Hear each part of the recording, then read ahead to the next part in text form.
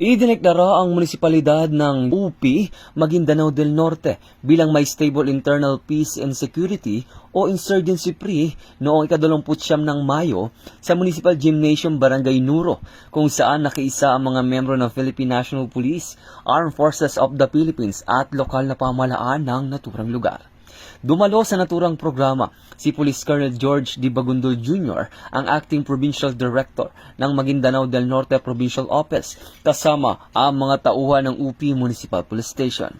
Pinangunahan ng United Nations Development Program sa ilalim ng Aspire Project ang aktibidad na tampok ang pamamahagi ng iba't ibang socio-economic interventions tulad ng agricultural inputs, livelihood assistance at kagamitan para sa mga benepisyaryo.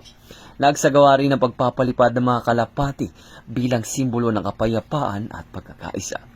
Tampok din sa aktibidad ang paglagda sa Memorandum of Partnership Agreement sa pagitan ng LGU, 57 Infantry Battalion ng Philippine Army at UP Municipal Police Station bilang pagpapatibay ng kanilang pangako na manatili ang kapayapaan, seguridad at patuloy na kaunlaran sa komunidad. Ang bagong PNP para sa bagong Pilipinas, serbisyong mabilis, tapat at nararamdaman.